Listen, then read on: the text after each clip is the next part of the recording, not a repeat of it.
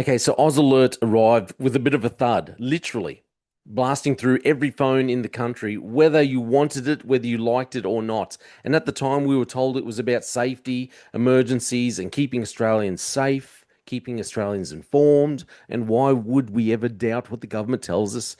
But let's look at what's happened after that the alert came out, the testing came out. We've got a few questions, and the questions are simple.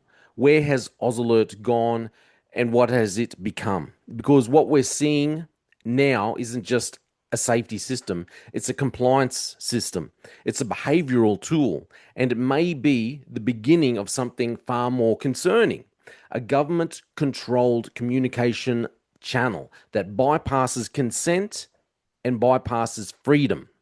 So let's look at what has actually happened since the rollout. Got my eyes straight ahead, got my head in the game. With the red light on, I'm just waiting for the change. Keep my head down low. AusAlert was sold as a national emergency alert system, a way to inform, a way to warn people about disasters, a tool to keep Australians safe. But since the rollout, several things have become clear. It's not optional. Well, I said since the rollout, just since the testing anyway, these things have become clear. Uh, it's not optional. You can't opt out. You can't silence it. You can't block it. You can't choose how you will receive it. The government now has a direct line into your phone, overriding your settings. The second thing that we've seen is it's not limited to emergencies. Early messaging suggested it would be used sparingly. But already alerts have expanded beyond life threatening emergencies. So, this is how systems creep.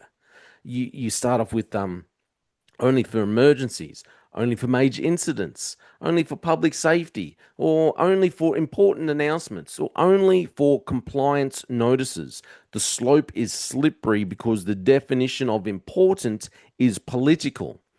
Next, it conditions behavior.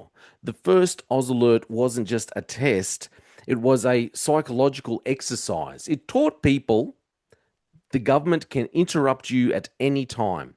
Your phone belongs to the system when needed. Compliance is expected, and resistance is futile. Was it the Borg that said that? I can't remember. This is how you normalize control. So you got to ask, should we be concerned? Short answer, yes. Not because of what AusAlert is today, but because of what it can become. So the first concern, centralized control over communication. AusAlert bypasses your carrier. It bypasses your apps, your settings, your consent. It is a government-controlled broadcast channel into every citizen's pocket. That is unprecedented in Australia.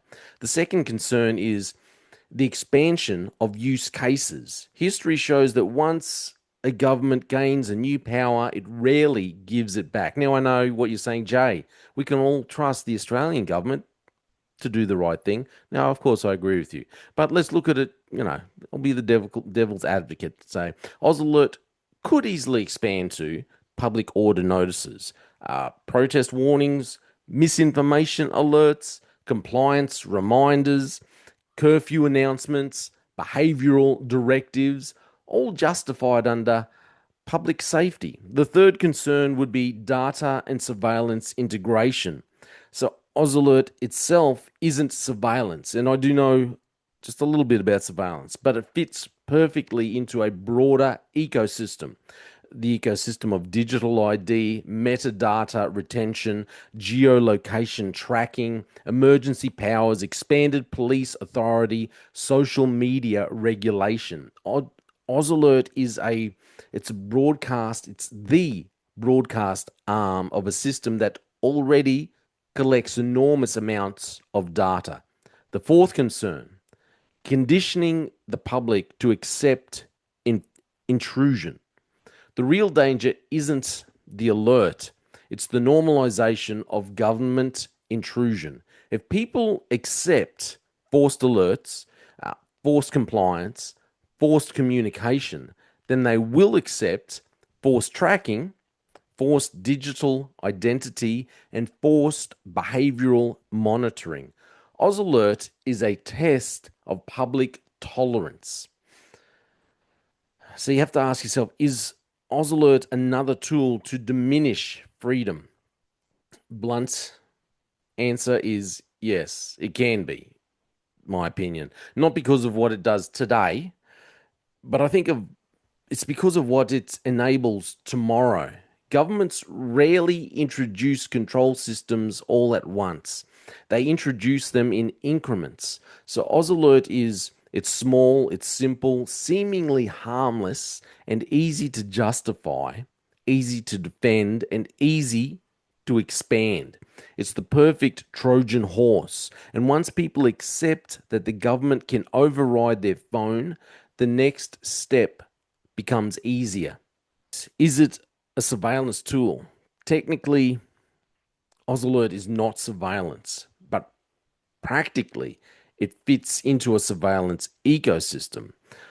AusAlert, it identifies your device, it confirms your location within a broadcast zone, it confirms your phone is active, and it confirms your network connection, and it confirms your compliance.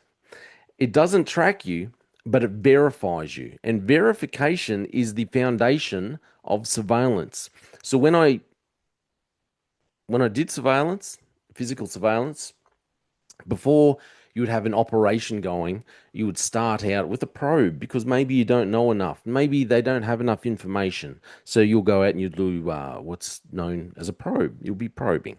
So what is it when you're in this probe stage and you want to go into an actual operation? You want to justify why you want to go into an operation. So when you're in this probe stage, that's when you're verifying. You're verifying a person's identity. You're verifying their movements. You're verifying where they live, what car they drive, who they interact with. You need verification of who they are. So AusAlert is the ping, digital ID is the profile, and metadata it's the trail. AI analysis is the interruption, the government policy is the justification. So together they form a system capable of monitoring and directing behavior. AusAlert is one more brick in that wall. Okay, so look, scripture warns repeatedly about systems of control that grow slowly and deceptively. I just want to remind you of what, because I've spoken about it numerous times here, Revelation 13, 16 to 17, it describes this world where buying, selling, and movement are controlled by a central authority. Now, AusAlert isn't that system, but it is the kind of mechanism that makes such a system possible. In Isaiah 10:1, it says that woe to those who decree unjust statutes. Emergency powers often become permanent powers. So I'll just close with this, okay? AusAlert may have started as a safety tool, but safety is always the easiest justification for control. The question isn't what AusAlert is today. The question is what it will become tomorrow. Because once a government gains the power to override your phone, your settings, and your consent, it won't stop there. Freedom isn't lost in one dramatic moment. It's surrendered one alert at a time. Of course, all of this is just my opinion. I'm Jay Fallon, and thanks for listening to the Slippery Slope podcast. They just fuel a desire that will take me higher. I'm on fire because nothing's gonna bring me down.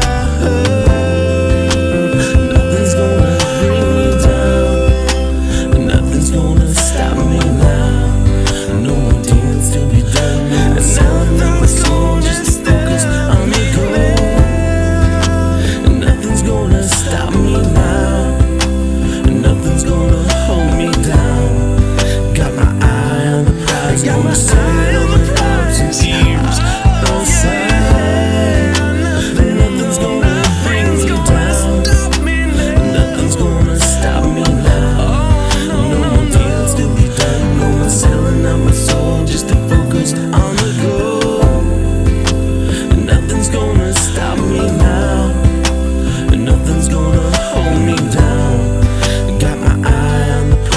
gonna say